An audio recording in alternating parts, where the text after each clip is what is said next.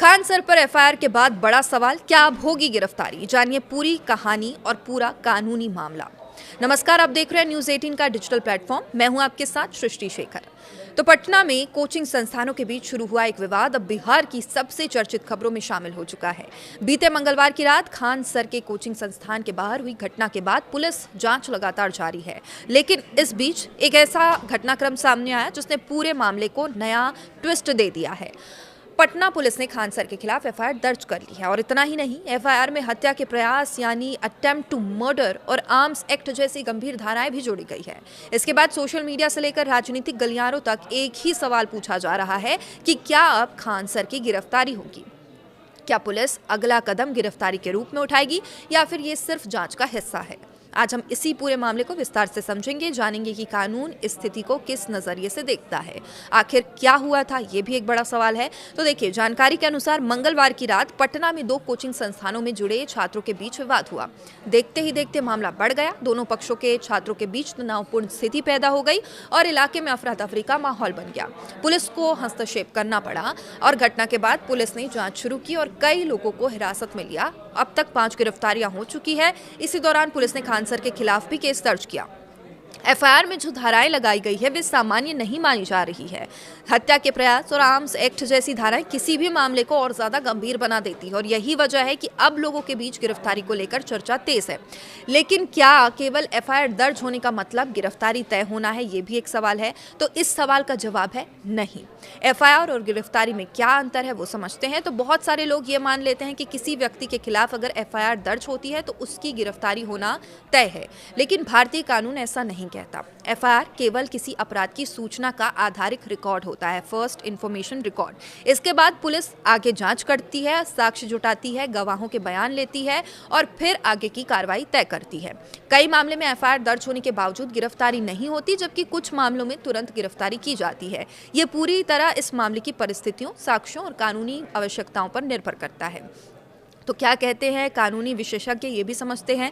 पूरे मामले को लेकर पटना हाईकोर्ट के क्रिमिनल सेक्शन के अधिवक्ता शिवानंद भारती से बातचीत की गई तो उन्होंने कहा कि जिस तरह की घटनाएं अब तक सामने आई हैं उसमें गिरफ्तारी को लेकर जल्दबाजी नहीं की जानी चाहिए थी। उनका कहना था कि पहले आईपीसी के दौर में पुलिस कई मामलों में तुरंत गिरफ्तारी कर लेती थी, लेकिन अब भारतीय न्याय संहिता यानी बीएनएस लागू होने के बाद गिरफ्तारी को लेकर अधिक स्पष्ट दिशा निर्देश मौजूद हैं। उन्होंने कहा कि सुप्रीम कोर्ट भी कई बार ये स्पष्ट कर चुका है कि गिरफ्तारी को सजा की तरह इस्तेमाल नहीं किया जा सकता। गिरफ्तारी तभी होनी चाहिए जब उसकी वास्तविक आवश्यकता हो। पुलिस पर अब किस तरह का दबाव होता है ये समझिए।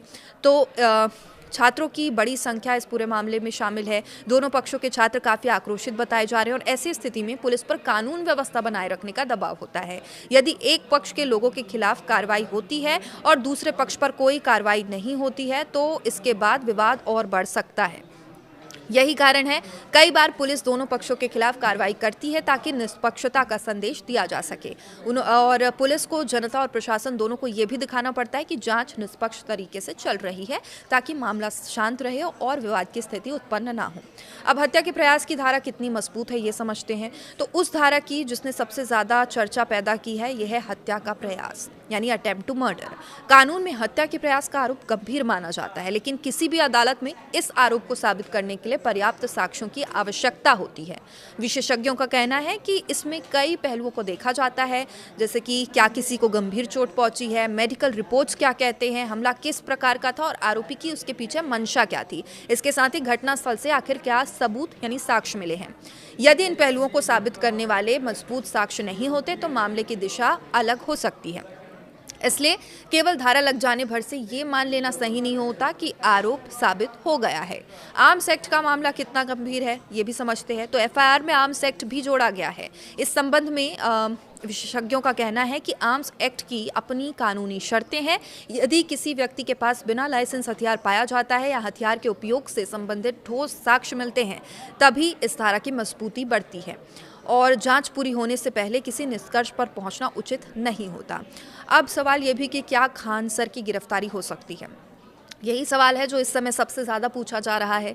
अब कानूनी नज़रिए से देखें तो किसी भी एफआईआर में नाम आने के बाद गिरफ्तारी की संभावना पूरी तरह समाप्त नहीं होती, लेकिन गिरफ्तारी कई बातों पर निर्भर करती है। पहला, जांच में सहयोग किया जा रहा है या नहीं, आरोपी के फरार होने की आशंका है या नहीं, साक्ष्यों के साथ कोई छेड़छाड़ का खतरा तो नहीं है, इसके अलावा कानून व्यवस्था पर इसका क्या असर पड़ सकता है। यदि पुलिस को लगता है इन कारणों से गिरफ्तारी आवश्यक है, तभी वो ऐसा कदम उठा सकती है। हालांकि उपलब्ध तथ्यों और कानूनी विशेषज्ञ की राय के आधार पर फिलहाल तत्काल गिरफ्तारी की संभावना कम जताई जा रही है। अब खान सर के लिए इसमें सबसे बड़ी चुनौती ये हो जाती है कि सार्वजनिक छवि उनकी धूमिल होती है। अब खान सर देश के सबसे लोकप्रिय शिक्षकों में गिने जाते हैं। सोशल मीडिया पर उनकी बड़ी फ़ैन फॉलोइंग है, लाखों छात्र उन्हें फॉलो करते हैं, उनके वीडियोस के जरिए पढ़ाई करते हैं और ऐसे में गंभीर धाराओं से में केस दर्ज होना स्वाभाविक रूप से चर्चा का विषय ज़रूर बन गया है। अब भले ही आगे चलकर जाँच में अलग तथ्य सामने आए, लेकिन फिलहाल ये मामला उनकी सार्वजनिक छवि को प्रभावित कर रहा है। विशेषज्ञों का भी मानना है कि किसी चर्चित व्यक्ति के खिलाफ एफआईआर का सामाजिक प्रभाव अक्सर कानूनी प्रभाव से पहले दिखाई देने लगता है। अब सवाल ये कि आगे क्या होगा। पूरे मामले की दिशा पुलिस जांच तय करेगी। जांच एजेंसी साक्ष्य जुटाएंगी, गवाहों के बयान दर्ज करेंगी, उपलब्ध तथ्यों का विश्लेषण करेगी। इसके बाद ही ये स्पष्ट होगा कि मामला किस दिशा में आगे बढ़ेगा। संभव है कि जांच में नए तथ्य भी सामने आए, संभव ये भी है कि कुछ धाराएं कमजोर पड़ जाएं और ये भी संभव है कि पुलिस को ऐसे साक्ष्य मिले जो मामलों को और गंभीर बना दे। फिलहाल किसी अंतिम निष्कर्ष तक पहुंचना उचित नहीं है और स्थिति ये भी है कि खान सर के खिलाफ एफआईआर हो चुकी है, जांच जारी है, पुलिस मामले की पड़ताल कर रही है।